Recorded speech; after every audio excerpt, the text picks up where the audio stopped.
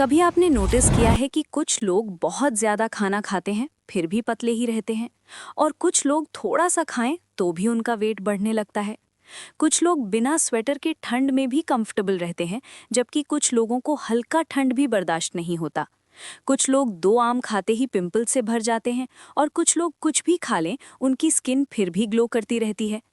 आयुर्वेद में इसे प्रकृति कहा जाता है और जब तक आप अपनी प्रकृति नहीं समझते तब तक आप किसी और का डाइट, रूटीन और लाइफस्टाइल फॉलो करके सिर्फ अपना बैलेंस बिगाड़ते रहोगे।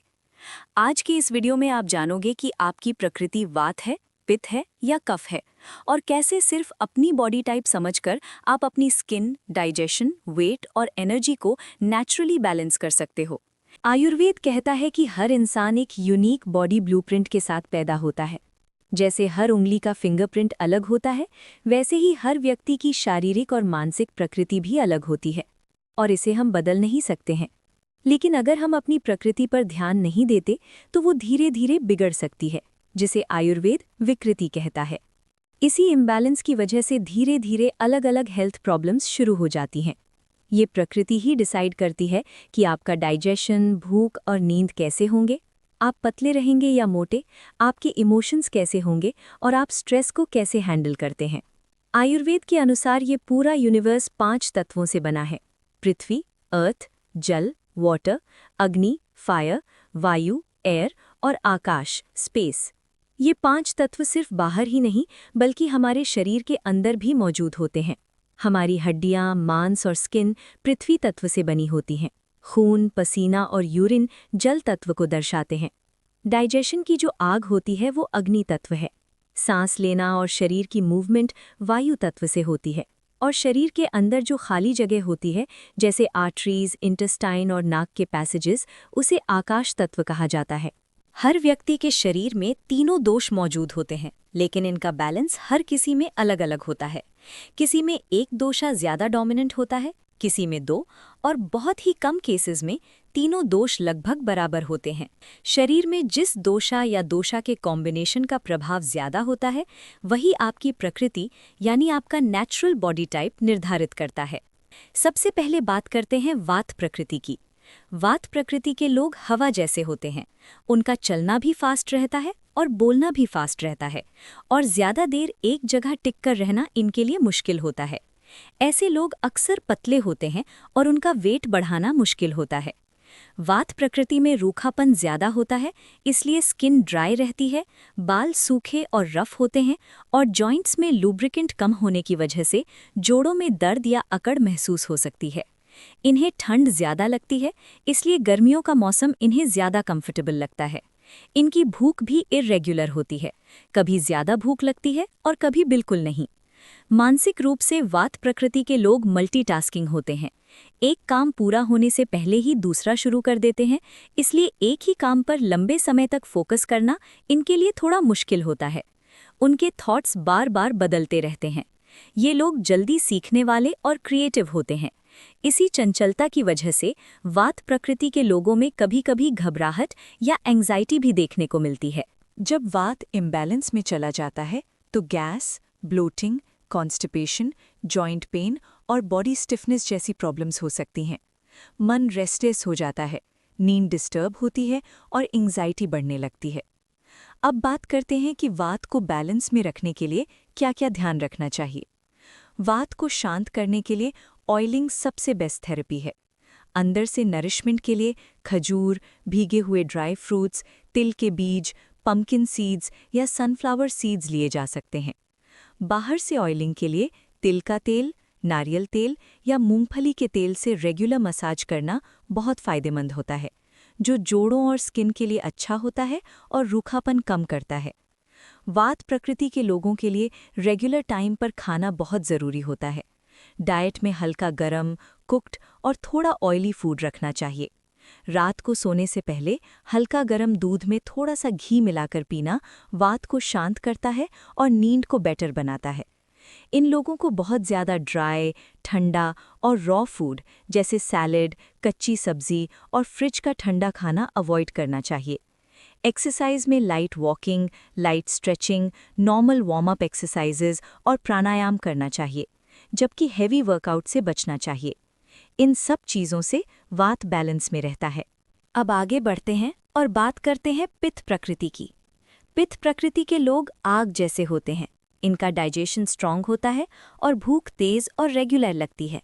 इसलिए इन लोगों को स्पाइसी और तीखा खाना पसंद होता है। ऐसे लोग अक्सर मीडियम बॉडी स्ट्रक्चर के होते हैं और उनका वेट ज़्यादा फ्लक्चुएट नहीं करता। इनकी स्किन सेंसिटिव होती है, इसलिए जल्दी रेडनेस, पिंपल्स या रैशेस दिखाई दे सकते हैं। इनके बाल पतले होते हैं और जल्दी सफ़ेद या झड़ने की टेंडेंसी होती है। पित्त प्रकृति के लोगों को गर्मी ज़्यादा लगती है, पसीना भी ज़्यादा आता है और ज़्यादा गर्मी में इरिटेशन बढ़ जाती है। इसलिए ठंड का मौसम इन्हें ज़्यादा कंफर्टेबल लगता है। मानसिक रूप से ये लोग इंटेलिजेंट, फोकस्ड और गोल ओरिएंटेड होते हैं। ये डिसीजंस जल्दी लेते हैं, लेकिन इनमें गुस्सा जल्दी आता है, पेशेंस कम होती है और कभी-कभी दूसरों को कंट्रोल करने की आदत भी दिखाई दे सकती है। ज़्यादा पित्त बढ़ने पर बॉडी में गर्मी बढ़ जाती है। Acidity, mouth ulcers, pimples, rashes, excessive sweating और गुस्सा कॉमन हो जाता है। अब बात करते हैं कि पित्त को बैलेंस में रखने के लिए क्या-क्या ध्यान रखना चाहिए। इन लोगों के लिए कूलिंग और ठंडक देने वाली चीज़ें सबसे बेस्ट होती हैं। डाइट में सीजनल फ्रूट्स, सब्जी, दूध, घी और सिंपल घर का खाना बेस्ट होता है। इसके अलावा गुलकंद, नारियल पानी, सौंफ पानी, पानी में भीगे हुए सब्जा बीज, जीरा पानी और सिंपल छाछ जैसे कूलिंग ड्रिंक्स भी फायदेमंद होते हैं। बहुत ज़्यादा स्पाइसी, तीखा, फ्राइड और ऑयली फूड जैसे ज़्यादा मिर्ची, मसाला, पिकल्स, जंक फूड और अल्कोहल से बचना चाहिए। टाइम पर खाना खाना बहुत ज़रूरी होता है, क्योंकि भूखे रहने से पित्त और बढ़ जाता है। ज़्यादा हेवी एक्सरसाइज से बचना चाहिए। मॉडरेट वर्कआउट, वॉकिंग, योगा और प्राणायाम पित्त के लिए बेहतर होते हैं और माइंड को शांत रखते हैं।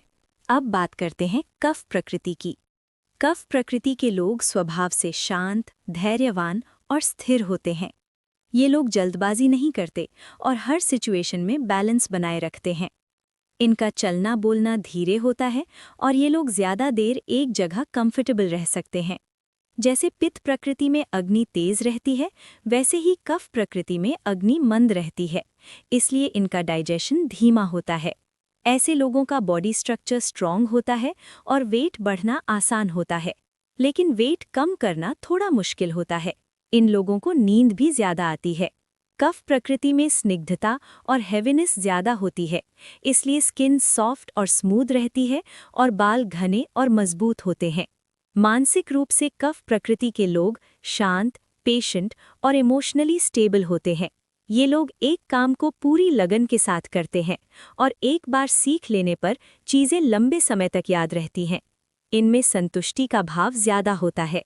जब कफ इम्बैलेंस हो जाता है तो शरीर में भारीपन, थकान और सुस्ती बढ़ जाती है। वजन बढ़ने लगता है, सर्दी, खांसी, नाक बंद रहना और ज़्यादा नींद आने जैसी प्रॉब्लम्स हो सकती हैं। शरीर में ऊर्जा कम महसूस होती है। अब बात करते हैं कि कफ को बैलेंस में रखने के लिए क्या-क्या ध्यान रखना चाहिए। जैसे वात के लिए ऑयलिंग और पित्त के लिए कूलिंग ज़रूरी है, वैसे ही कफ प्रकृति के लिए एक्टिविटी, हल्कापन और मूवमेंट सबसे अच्छा होता है। एक्सरसाइज कफ के लिए बहुत ज़रूरी होती है। ब्रिस्क वॉकिंग, जॉगिंग, डांसिंग और थोड़ा एक्टिव वर्कआउट करें।